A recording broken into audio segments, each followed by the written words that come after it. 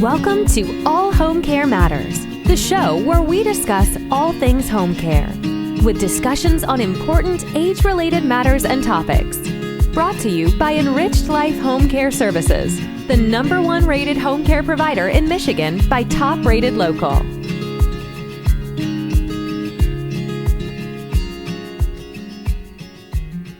Hello, and welcome back to All Home Care Matters. If this is your first time visiting us here at the show, we want to say thank you for taking time out to be with us today. We appreciate how valuable everyone's time is, and that's why we try and make each episode here at All Home Care Matters something that will hopefully matter to you. Today, it is my distinct honor and privilege to welcome a remarkable person, Mr. Jack York, the co-founder of IN2L and the founder of Tailgate. Welcome, Jack. Welcome, Mr. Jack York, the co-founder of IN2L and the founder of Tailgate. Thank you so much for taking the time to be with us today, Jack.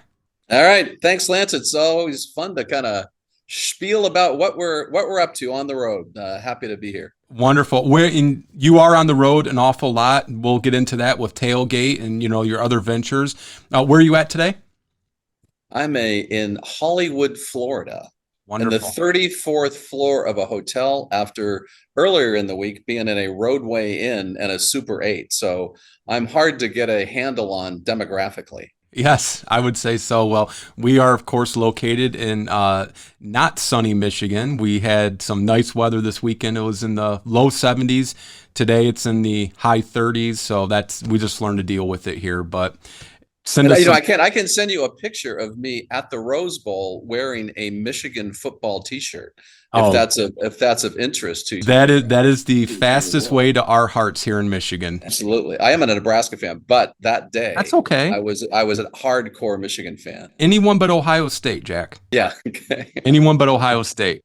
All right. So I want to get into kind of what led you into the senior space of technology and things, because you're originally a Silicon Valley guy, correct? Yeah, it's funny. I haven't done this intentionally, but I have this perception of being a technology guy.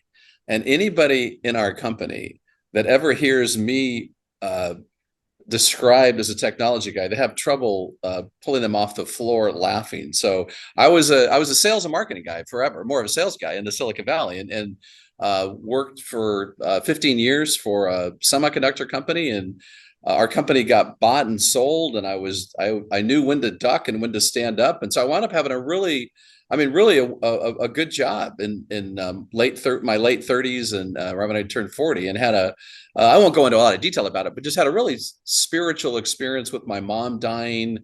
And we had been donating some computers, never thinking of it as a business it was 1998. And it was a cool, the whole computing world was just starting there. Yeah. And so my mom died, and I really just felt a calling to kind of do something that was not just selling widgets, making a good living selling widgets, but at the end of the day, they were still widgets.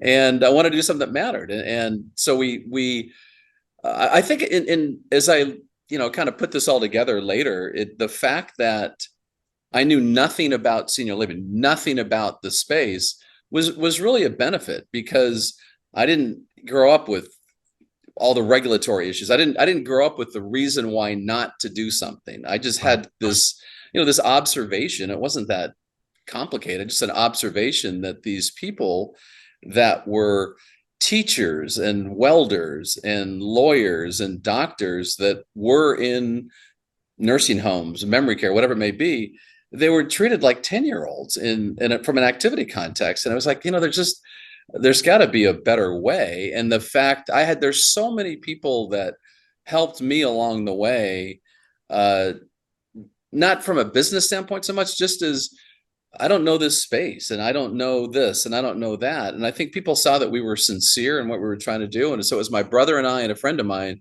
that started IN2L without knowing what we were doing. And that was in 1999. So it's, wow. 25 years ago. Wow. Just briefly for our viewers and listeners who may not be familiar with IN2L, but they may be familiar with some of the products or things that you guys had on the market, what is IN2L? I-N2L is it's really very simple. It's engagement. It's ways to engage people wherever they are physically or cognitively through content that's relevant to that person. And so we just figured out we have brilliant tech guys in the company that just kind of figured out ways to distribute the content such that a person could touch we were ahead of the curve as far as touchscreen technology. And so you're able to really travel the world doing whatever you would want to do on a computer.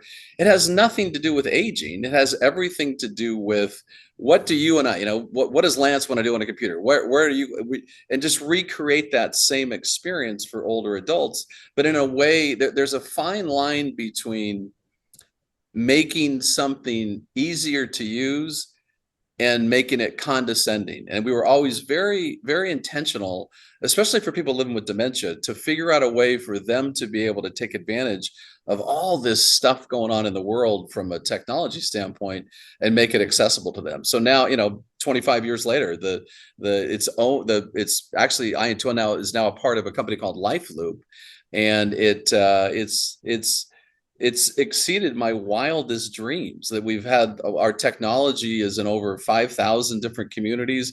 And it's really just all about making the activity programming and the individual programming for a person relevant to whatever whatever puts them on fire.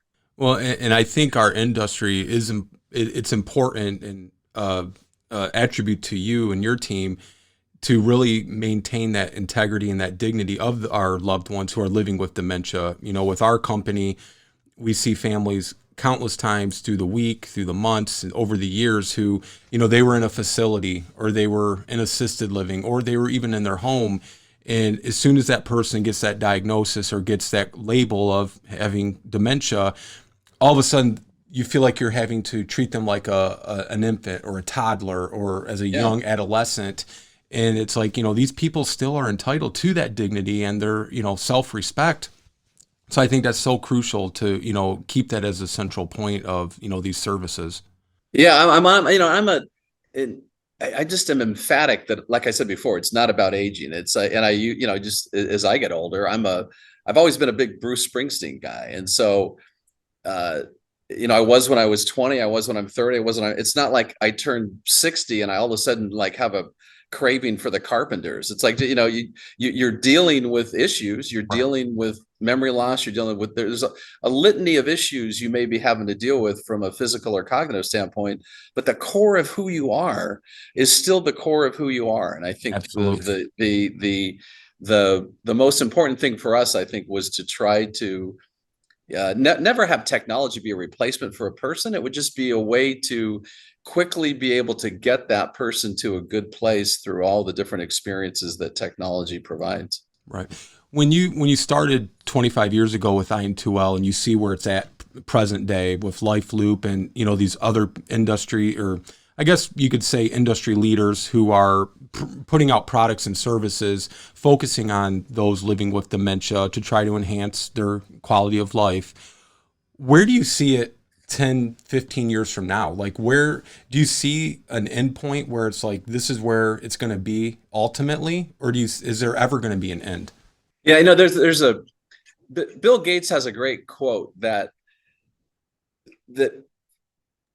from a technology evolution standpoint, and I'm probably botching it exactly how he said it, but it's the context is that you're always disappointed in where technology is a year from now, and you're always blown away by where it is 10 years from now. So I always think it's kind of ludicrous to or at least for me anyway, to try to predict things 10 years out. But I think that it's going to be crazy with holograms, with virtual reality. I mean, everything is just going to get to a whole different place. And it's like anything else with technology. There's a part of it that's kind of cool, and there's a part of it that's kind of scary.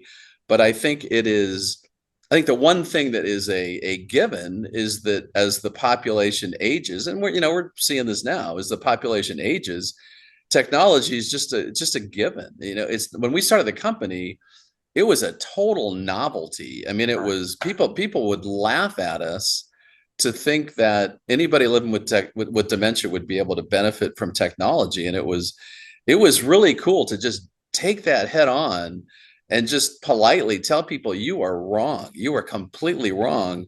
And 10 years from now, you're going to be saying, you're going to admit you were wrong. And that's kind of what's happened. So to me, I love seeing all these new things coming out, and I love seeing the, just the general acceptance of it. And I'm very, very proud of the fact that we were very much on the cutting edge and ahead of the curve on all that stuff.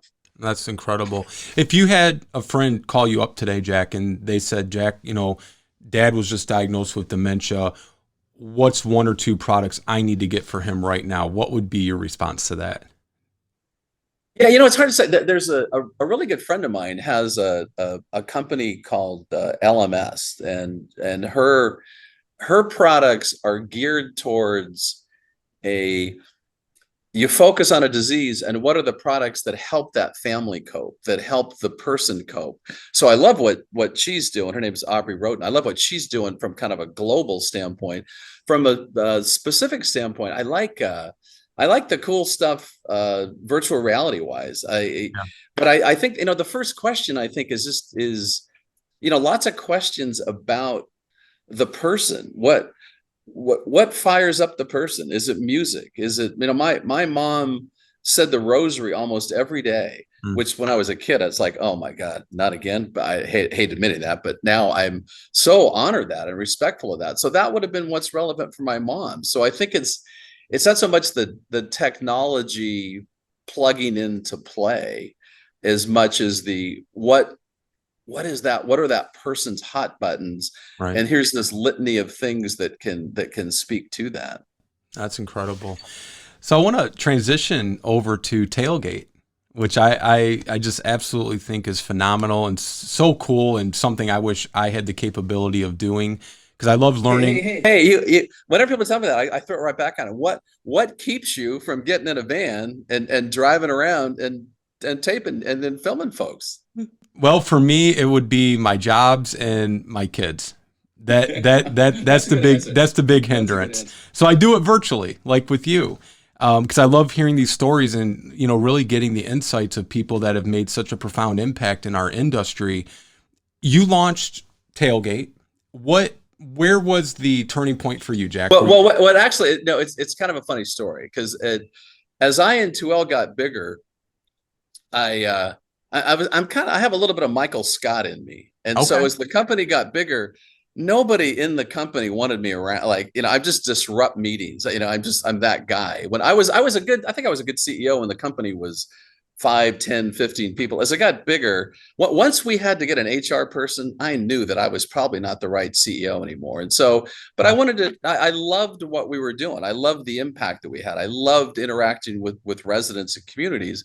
Much more so than I did running a company. And so in the year before COVID, the summer before COVID, I turned 60 and IN2L turned 20.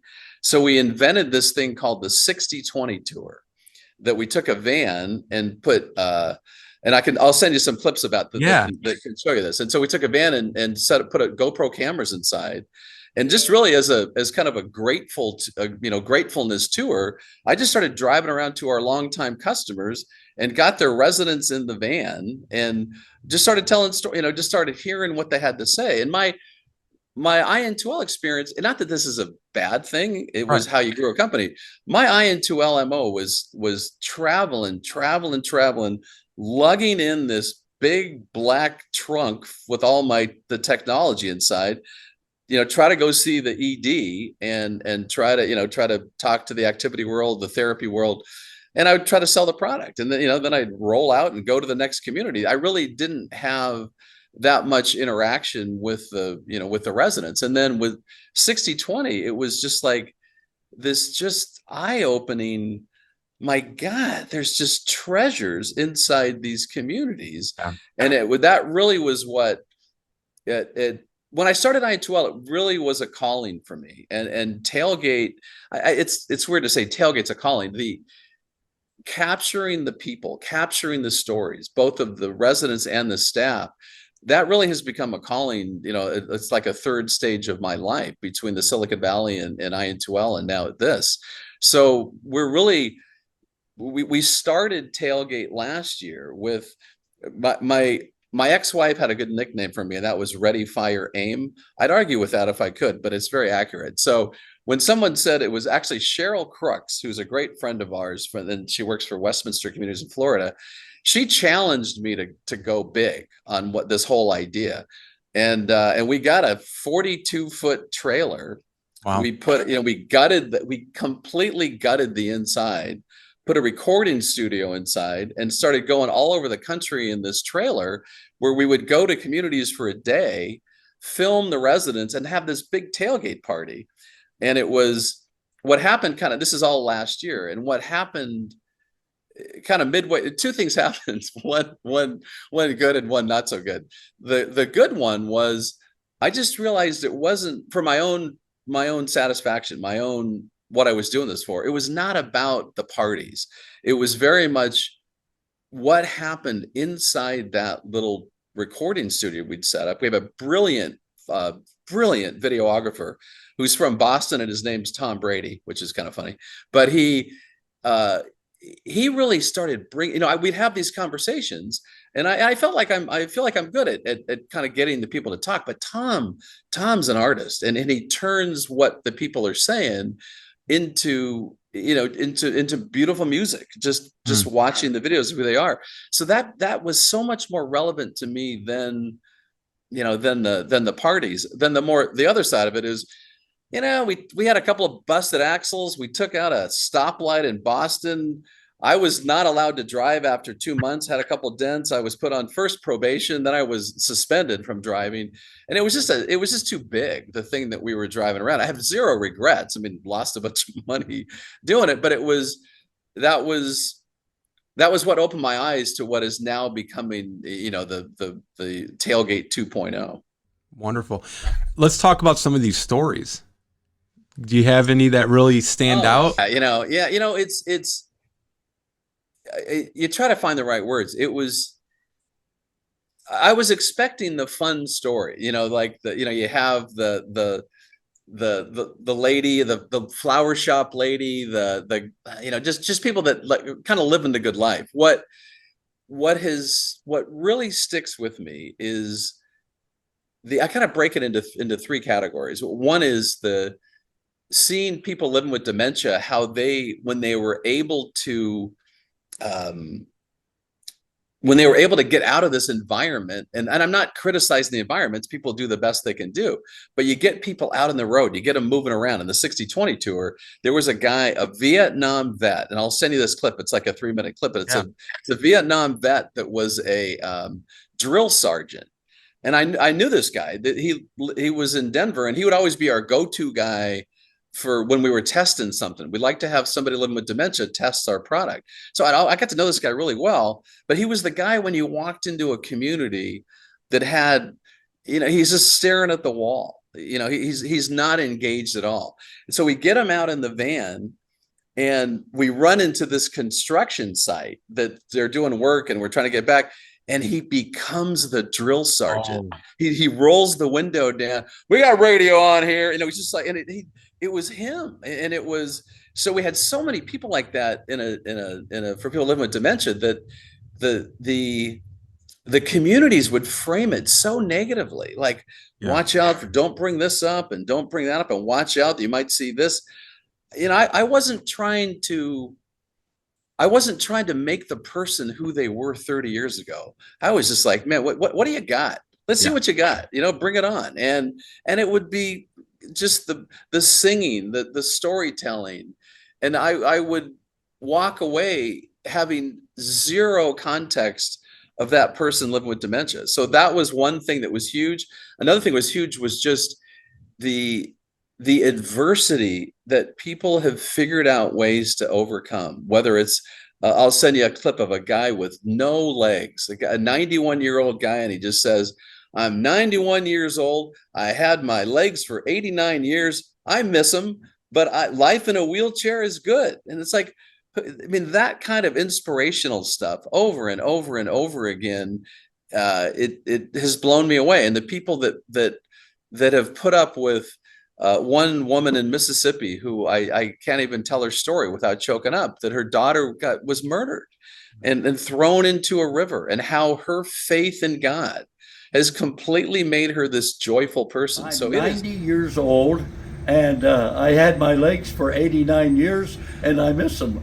But the care is so good here that I am happy and keep on wanting to live, and wheelchair life isn't bad at all.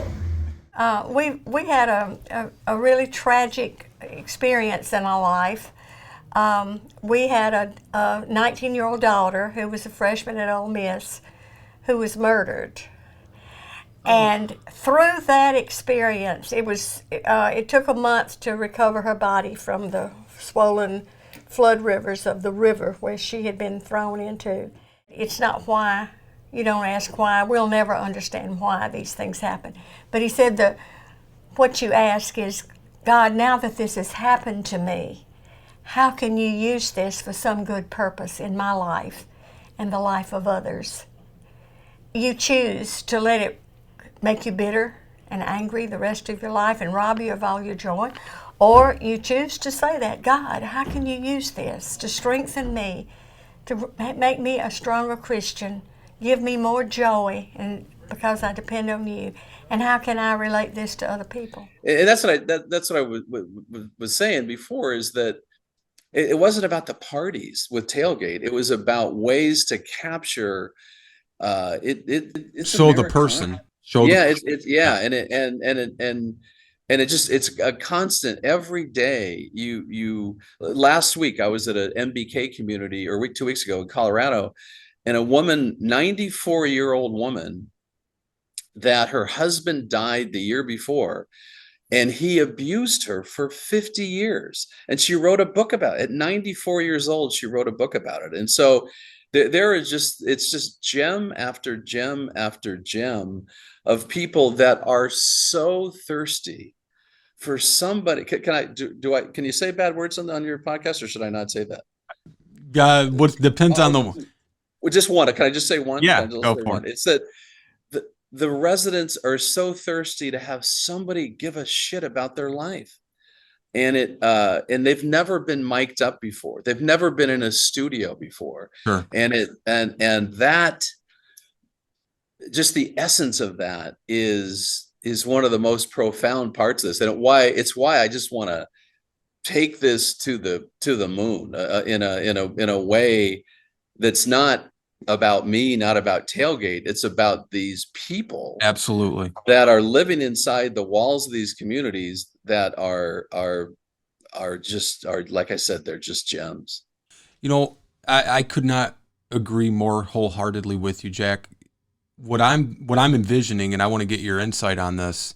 This is why we appreciate you taking the time to speak with us today. When you hit on it originally. This isn't about just, parties. This isn't about just, gadgets and, widgets. It's about the person and who they are. You've been a Bruce Springsteen fan through your 20s, your 30s, your 40s. Now you're in your 50s enjoying him. That was a compliment to you, Jack. Yeah. Well, It's my face on the screen. It is. Jack York in his 50s. But I can see, I absolutely get what you're saying 100%. Like when you go into these facilities and they're giving you all the warning signs and the don'ts, they're not giving you all the do's and the, must-haves. I can see the impact having multiple facets. One, are the facilities now themselves, who are spending the hour after hour, day after day, week after week with these people, are they having a new perspective on how to interact and the value to these people? And also, what about the families who may not visit that often because, grandpa's got dementia. I don't want to just sit there and look at grandpa stare at the wall. I could see this being a multifaceted benefit to these people and really giving a new understanding and appreciation for our loved ones living with dementia. I want to hear your thoughts on that. Yeah, well, it's like I guess so many stories like this, but and this is actually not a dementia specific story, but I think it's relevant to your question, is that when I was doing the 60/20 tour, and again, I'll send you the video for this, Yeah, is there was a woman, it was our only stop in Canada. And I don't even want to, extremely reluctant to ever say anything that sounds negative about a community. I could never do what people do. And I think so it's just the reality of the industry or the profession or however you want to label it. It's you just you have so many things you have to get done. You have to feed the person, you have to get the meds, you've got to, task after task after task. So anyway, I go to this community in Canada and driving around with this lady, and the whole point of the drive was just to hear a little bit about what made the person tick. And this lady, it was all about tap dancing. She could not stop talking about tap dancing. She was the USO tap dancer in World War II. And you have these visceral memories of watching. I was a little kid watching these Bob Hope shows, and I could just picture her doing that. And so we end the trip. We wind up the trip, and I just, hey, can you do a little tap dance for me? And so she hurdles off to her room to get her tap dancing shoes, and she comes back and just this cool little tap dance video, and I'm just laughing. Such a cool experience. And it's like, hey, when's the last time you tap danced? 35 years. Wow. She had not tap danced because nobody had asked her to. And I think that is the one message that I speak a lot, and I really do. I hone in on that message as much as anything else of are you finding out the tap dancers in your community? And I think, again, none of that is a reflection of indicting the industry. It is just a stressed out, overworked, underpaid, whatever adjective you want to use. But it ties into your comments just about the family, that the family's going to know these things. And it's just, I think that the key to successful communities, and I have seen, MBK, Arrow Senior Living, MRC, MSS. I get in trouble when I bring things up because I'll forget to mention people. But you see communities that really do make that part of their culture, is to find out what makes the person tick. And I think that, if I had to describe what I think my value is in this whole thing, it's just trying to shine a light on that and the benefit of doing it. And there's all kinds of benefits. I never really get into that. I don't know all the nuances, but whether it's drug reduction, whether it's less agitation, check off the box. If any of us are, and again, it has something to do with aging. If you put the Carpenters on, I'm going to get stressed out. You give me a little Born to Run, and let's go. So I think it's just the importance of the community weaving that into just how they do business. And there's practical reasons to do it, and there's just spiritual reasons to do it. Absolutely. And I think, listening to this, it really resonates with me, with our home care company. When I say, home care is so much different than facility care, because in home care, when we sit down and meet with a family or meet with the individual or whatever the case may be, we need to know what their medical history is, what medications they're on, all of that sort of normal stuff you would tell your doctor. But then we get into the personal stuff. What made you who you are? What made you tick? What did you do for a career? What were your hobbies? What do you enjoy doing now? And we incorporate all of that into the care that we're providing them. So give me your favorite story. What's your favorite story of somebody that you've figured out who they are and how you've brought that to life? Oh, absolutely. So, it's kind of like when people ask me who my favorite child is, because I have three. I say all three of them. So they're all my favorite story, just as a clarification. But no, there was one lady, and this is early on when our business first started, and she was in a nursing home here in our community. And somehow, one way or another, I think the family found out about us through their church office or something like that. We met with them. We met with them over at the nursing home. They brought their mom down. Mom was legally blind, and she was a diabetic. No other health issues. That was it. Diabetes is serious, but it's not like she was getting IVs or, chemo or radiation. And they said, ever since Mom's been here, she's just gone drastically downhill. And she was depressed. She was lonely. Nobody would take the time to talk with her or, interact with her. And being legally blind, it made her really hard to do any sort of real meaningful activities also, right? And so they said, would it be practical for us to bring our mother back to her house? And we said, absolutely. So we were with her, 24 hours a day, 7 days a week. And the reason it's so meaningful for me is two reasons. One, the family was so distraught, Jack. I mean, they said, we go and see mom every day, every chance we can, but they were worried mom was going to grieve herself to death, basically. Right. So we made it possible for mom to return home. But for me, I'm a diehard baseball fan. I love baseball more than any other sport you could ever mention. And this lady I discovered during all of our paperwork, she's a big baseball fan.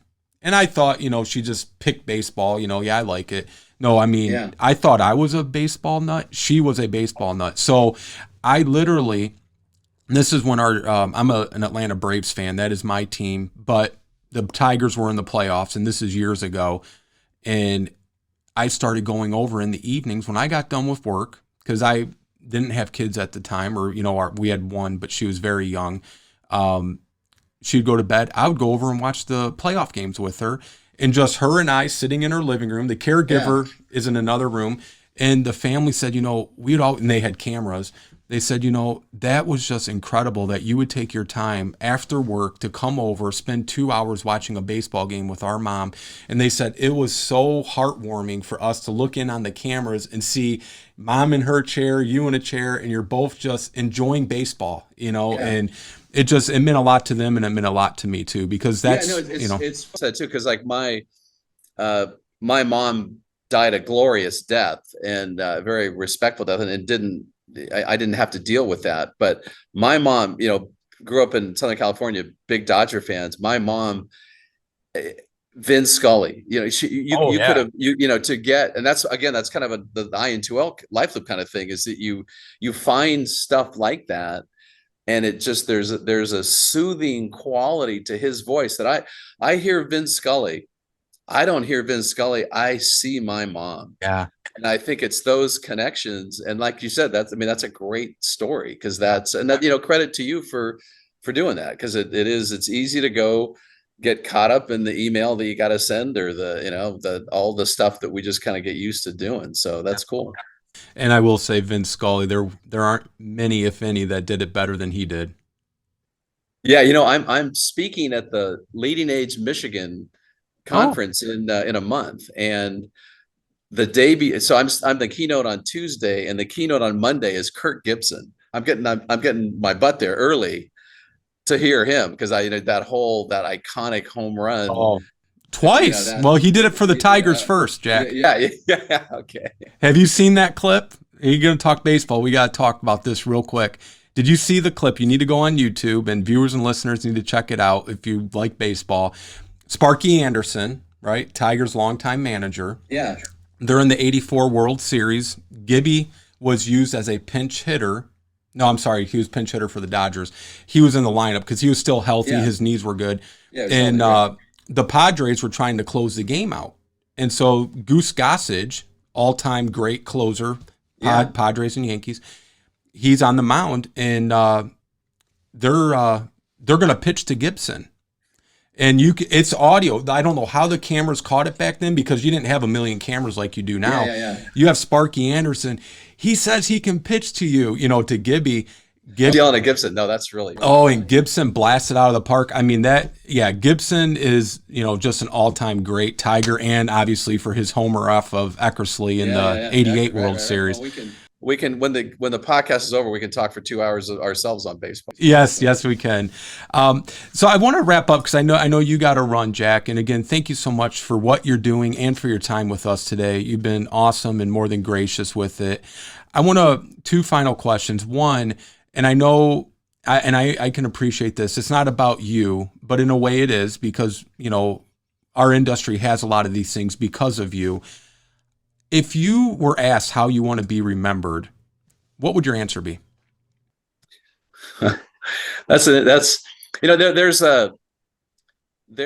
quote. I gotta figure out who this is, but I think it's Oscar Wilde. But there's a quote from Oscar Wilde. Hopefully I'm given the right attribution of: take what you do very seriously, but don't take yourself that seriously. And I have had so much joy the last 25 years that but I'm fiercely serious about the work that we've done. Right. And so I think, it's a funny question. I just think I don't even think of that in a global term. I can picture a person's face. I can say you 100 names of the residents that we've impacted. All I really care about is that person felt that their life mattered and that we were somehow able to help show that. Yeah. Yeah. And I think you have, and I know you're continuing to do so, which leads to my last question. We're going to be keeping in touch, and, anytime we can help support any of the work you're doing, all you got to do is let us know. But let's say we didn't talk or touch base and we ran into each other at a conference or something 5 years from now. Where do you see Jack York 5 years from now?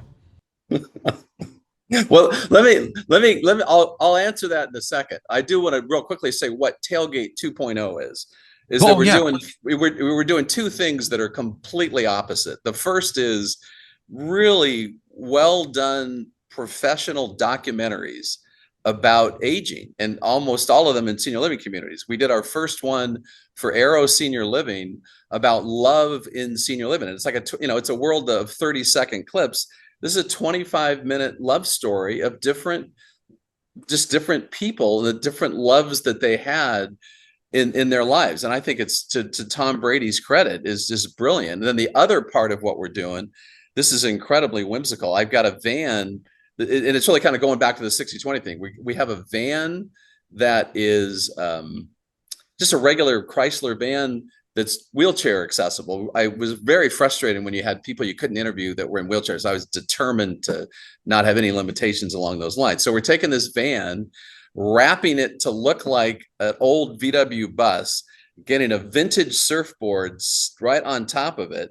And we're starting in conjunction with Dash Media, a great friend of ours, and Nathan Jones, really a YouTube show called Vintage Voices, where we're going to be, it's the cameras inside. It's just short little snippets that we're going to have different topical themes to. So the first theme is going to be people over 100. I'll be interviewing multiple people over 100. The second theme is going to be women in their 80s and 90s that had male-dominated jobs that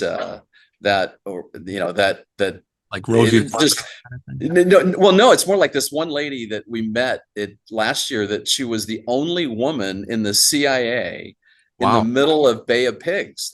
So I mean, super sophisticated stuff. So love what that's going to be. I think if you would have asked me this question 3 months ago, I would give you a totally different answer in terms of where I'm going to be 5 years from now.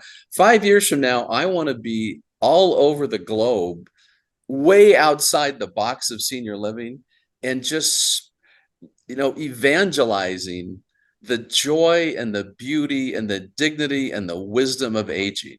And how I'm doing that, I don't know, but that's what I'm going to be doing. And I'll go back to Springsteen. I was in Springsteen last week in LA in the front row. Wow. I'll send you a picture in the front row. Please do. Yeah. And he's 10 years older than I am, singing nonstop for 3.5 hours. So if he can do that, let's go all in and just see what can happen. And I feel like my whole life, I'm playing with house money. And so whatever happens, everything could fall apart and I would still be the most grateful person on the planet for what I've been able to enjoy and experience the last 25 years.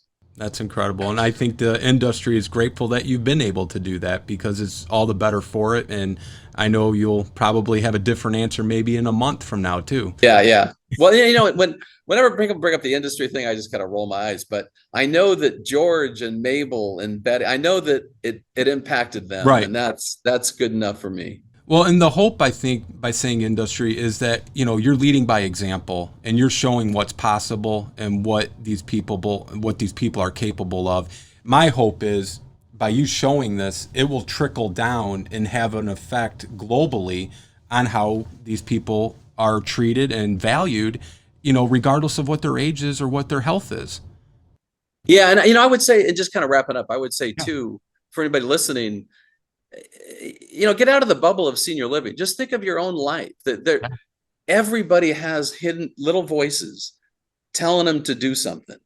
And it could be, it could be helping one person that you see at a homeless shelter every week. I think if I look at my own life journey, it's my willingness to jump off a cliff without having any idea how it was going to turn out is what has led to the most dramatic, rewarding successes I've had. And I think people are afraid, they're afraid of failure. And you talk to, it's a cliche, but it's true, of every single person you talk to, nobody regrets what they did. They regret what they didn't do. And so it's not the box of aging, it's just the box of your own life. What's bugging you in the back of your mind that you should be taken a little bit more seriously, and listening to that voice can change your life. Incredible. Well, Mr. Jack York, thank you so much for your time and sharing your stories. We look forward to seeing you back again, and maybe we can catch up at the. No, but I may be in Michigan with let's go cruising. If I get up, let me know. I can make it work. Let's go. Let's make the rounds with get some of your folks out there, and we'll absolutely we'll keep you posted. Absolutely, sounds good. Jack, thank you so much. All right, bye bye.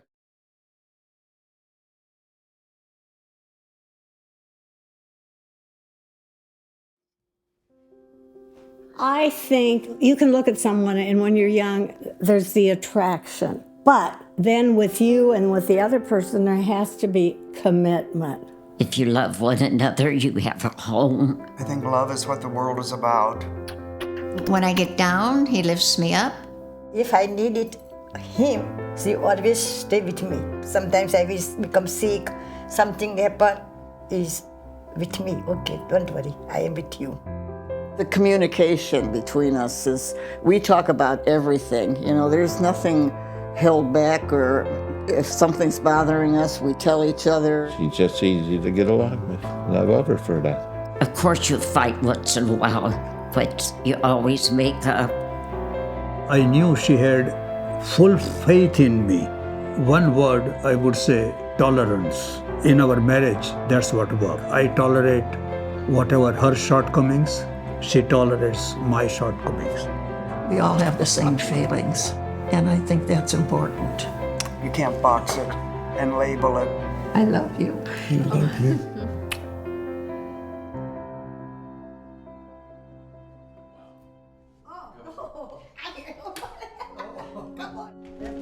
When we got married, she was 19 and I was 23.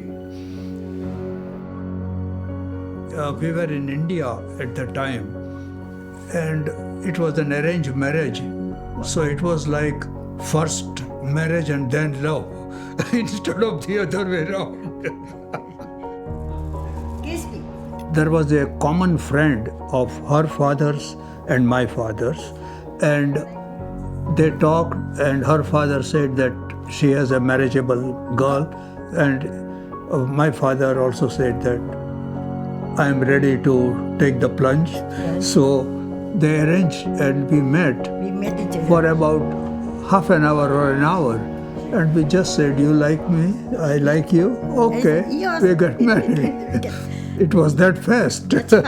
I tell you, at that age, it was basically the physical attraction that was primary. I'm 19 years old. So both of us were really not thinking about anything else. I don't want to tell the tales of our bedroom. She was at her father's place in another city, but occasionally we met, occasionally only. His parents, everything is okay. There wasn't some skeletons in the closet. That's what her father wanted to know. No, yeah. And especially, more emphasis was whether financially I was capable to support her. And character too. And the character, like, what time? All the relatives are invited, the close relatives.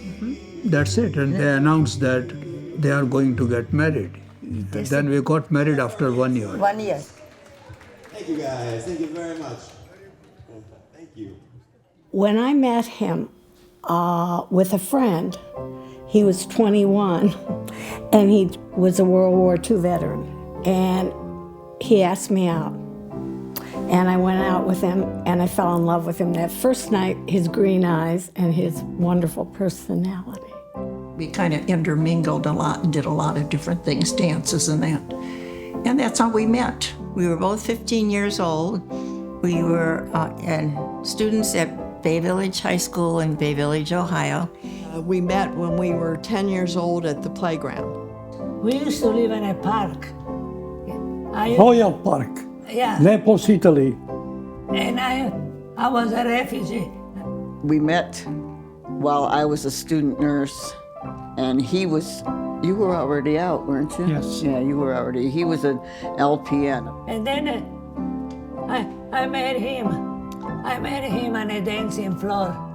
We were making beds together. Yeah. Didn't really like him at first. But kind of grew on me. He was such a good dancer. And I wasn't infusing the other people because I didn't want to dance with them. I want to dance with him.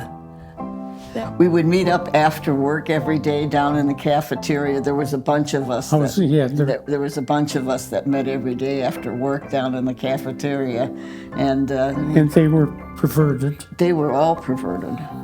We weren't. I used to waiting for him outside his house because I like him so much. Yeah. We probably talked about everything, all sorts of things. Well, you were trying to decide whether or not to join the Air Force because it was the time of the draft. It was Vietnam, and a lot of guys were getting drafted. When I was in nurses training, we got engaged. It was obvious that we were going to be together forever. She graduated in June, and we got married in September. The dog approved, without a doubt. My dad thought he was wonderful. My mother was always hypocritical about everything, so it really didn't make much of a difference. We like to make love of each other. We make love, a lot of love, me and my wife. But we used to live in a big park, a Royal Park, very big, you know. So in the evening, at 5 o'clock, people supposed to go out to the park. And our whole relationship before we got married was totally G-rated. You know, it was... So in night we were alone, me and her. Can you imagine be alone in a big park in nighttime? What we could do? You know what we could do? He decided to go into the Air Force because his number was coming up in the draft, so he didn't want to go to the Army. He wanted to go to the Air Force and learn something else. I came in this country then. There was in Italy. And then I came in this country and I left him. Where were you? In Amarillo, Texas. Yeah. I went to visit him. We write letters to each other, yeah. Love letters. He brought it up, the subject of marriage up, and I said, well, sounds like a good idea to me. And so, yeah. And he had to wait 2 years before he came here too. And I got it for Christmas Eve. You gave it to me at Christmas Eve because you were home for Christmas, so that was nice. And then we ended up getting married. And we ended up getting married. Who's that one? This is Jean when she was... Who's this with us? That's you. That's not me. I think she doesn't remember anything anymore. I remember a lot more than you do. You're the one with the memory problem. Yes, that's true. Mine, I can remember everything from a long time ago, but what I did yesterday, forget that. I can't remember that, so it's just that I have short-term memory loss, and he's got everything memory loss. I can't think of any one thing that makes it easier on us, but well, we tried friends. Oh yeah. Like the conversation is one of the most important things that we have between the two of us. Being able to discuss anything and everything. There are no secrets as far as I know. Except he calls all these lovely girls that work here a different name every time he sees them, because he can't remember what their names are. Who's Hortense? Which one is Hortense? I don't remember meeting an Hortense. It's true. And I have to sit here and try and guess, well, which one do you mean?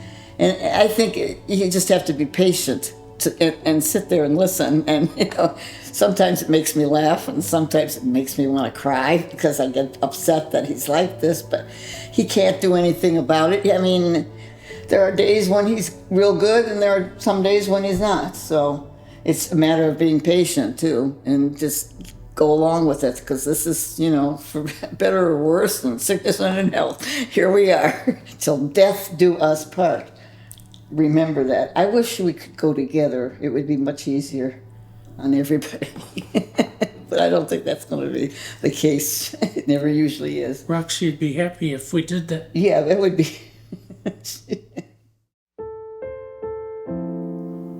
We were married 70 years, and in June of 23, he got sick, and he passed away.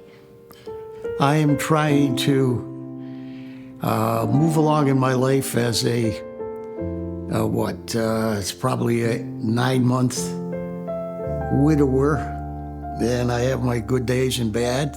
He unfortunately was starting with a lot of dementia. He passed a couple of years ago. She brightened up a room whenever she walked in, and she had the most beautiful smile in the world. And it was the happiest day of my life when he finally got out of pain and got to go to his eternal reward. I try to be positive. I do have bad days and down days. And when that happens, I just get out of my room and go down to the dining room and sit there, and pretty soon somebody will show up and we start talking about other things. My children go, we had Dad that long. That's very hard, because when someone has this type of dementia, there's a lot of times where they act like they don't know you. And that was pretty hard to take. After all those years, he'd question who I was. But we got through it, and he did pass away slowly, and I sat by his bedside the whole time, and I'll never know ever whether he knew I was there or not, but I was there. He was just a lovable, laughable, fun ride. 64 years was like 5 years. I talk to him every night. I talk to his picture every night and tell him what I did during the day here. I talk to him every night to his picture and say, I love you, honey. And he knows, he knows I love him.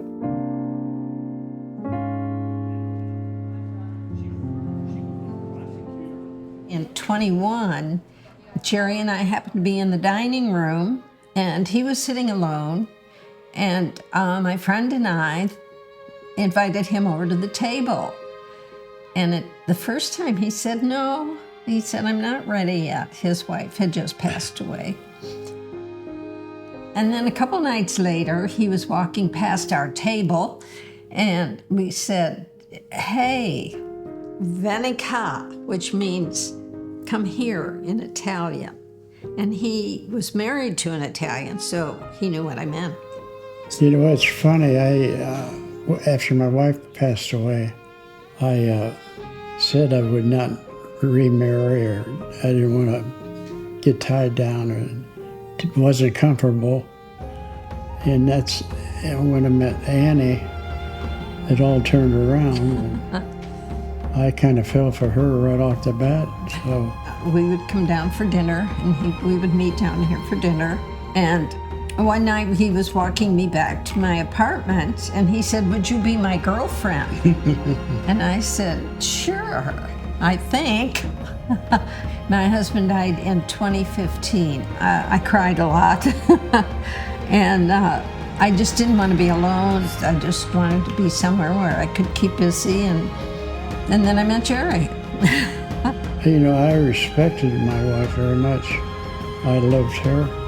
He was looked very sad when he was in the dining room, sitting alone, very sad looking. You know, I got to the point that it really didn't care that much about life. And she kind of brought me back to life, you know. And then in September 28th, he moved in with me. We said vows to each other, and we have wedding rings. So in our hearts, in our minds, we're married. It's a very dear old friend. He's 90 years old now, and I am 85. He was my husband's best friend in junior high school. My first wife was Lucille's cousin. Time goes by. We both lose our spouses, and we decided we wanted to be close to each other. I don't think either one of us ever thought of getting married again. We decided we wanted to spend the last of our late years together because we're good friends. I know a lot about what they did when they were married, and he knows what we did. Well, I think my husband is jumping with joy that we got together. Because of her being my cousin, it kind of bothered me, the whole thing.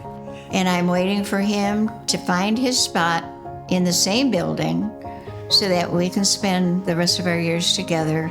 Well, I had told my kids that maybe we were thinking about getting married, and they were okay with it. And when he said he told two of his girls, and they were excited. We were 72 when we got married. Now we're 90, so. My life with Jerry is very different than my life with my husband. I just never believed at 91, well, I was 90 when I met Jerry. I never believed at 90 that I would meet someone and fall in love. I'm acting like me. I don't know how people act when they're 91. I was never 91 before, so I don't know how to act, but I'm me. Good job. Good job. I say that I came out at the age of 47. Telling me he was a slow learner. Yeah, that's true, I was. I was aware, but the expected thing was to get married in your 20s. And anyway, very soon after I was married, I knew then more clearly that my orientation was more for men. But I stayed together with my ex-wife for 21 years, and we had 2 children together. Back in the day, there was a gay newspaper from Cleveland area, Gay People's Chronicle. Richard put an ad in. I saw it, and then through contact, they gave us privately the phone number, and I called and didn't hear from him for 2 weeks, left a message, and then he called me and said he wanted to meet, and we met on April Fool's Day, 1990. He took my hands and he said, "Before I have any beer or anything, any alcoholic, I want to ask you a question." And he said, "I want to spend the rest of my life with you." But he hadn't been out to his sons or his ex-wife yet at that time. We didn't want to do any more playing games around this. I told him I came out of my closet not to go into your closet, so. But I loved my wife. I'm still have contact with her, my ex-wife. Of course, we have the connection with the children and the grandchildren. I guess I'd say she was shocked. She was surprised. That explains a lot. Oh, that was the line. That explains a lot, she said. I came out more totally formally to my ex-wife. We were still married and still living there at the house. I waited until my children were adolescents. I remember standing up afterward and my son came and gave me a hug and he said, "Feels good to get that off your chest, doesn't it?" We were eventually married. It just felt like, sigh. This is me. I mean, it's just a matter of us spending time together and getting to know each other and being comfortable, like you said, holding hands and that kind of thing. That took a long time for me. Arrow has really been welcoming of us. One of the main things I've enjoyed here is meeting new people. The people have been very supportive of us as a gay couple. I just think it's so important to honor ourselves, our bodies, our feelings, that part of us that knows what it likes and needs for emotional and sexual intimacy. When I go to tell her goodnight, I kiss her 5 or 6 times. He's a kissing fool. We don't have to tell each other that I love you, I love you. No, it shows in actions. That's what I believe in my everyday actions or everyday behavior, having respect and faith for each other. At first she didn't like rock climbing, but then she came with me and she began to like. So she also sometimes came with me on expeditions.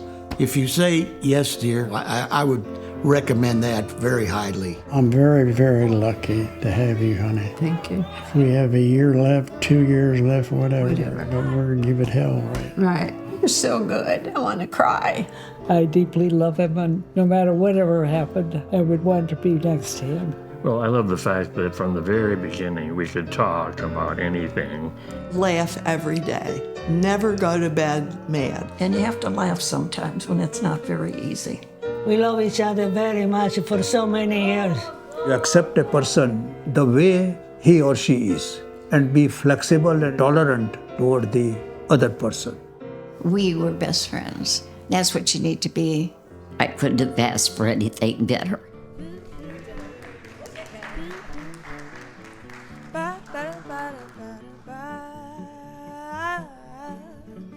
Oh, sometimes I go walking through fields where we walked long ago in the sweet used to be. And the flowers still grow, but they don't smell as sweet as they did when you picked them for me. And when I think of you and the love we once knew, how I wish we could go back in time. Do you ever think back on old memories like that, or do I ever cross your mind? When old memories appear, my eyes, they won't stay clear when I think of those happier times. Do you ever recall those old memories at all, or do I ever cross your mind?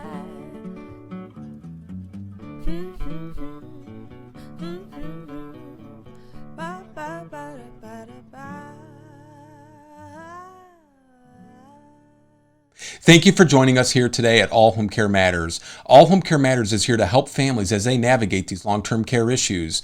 We invite you to visit us at allhomecarematters.com, where there's a private, secure, fillable form where you can give us feedback, show ideas, or if you have questions. Every form is read and responded to. And remember, you can listen to the show on any of your favorite podcast streaming platforms, or you can watch the show on our official YouTube channel. Just make sure that you hit that subscribe button so that you never miss an episode. We'd also like to say thank you again to Mr. Jack York for joining us today. We look forward to seeing you next time here at All Home Care Matters. Thank you for joining us today. We look forward to you joining us again on another episode of All Home Care Matters. To learn more about the show and to connect with us, visit us at allhomecarematters.com.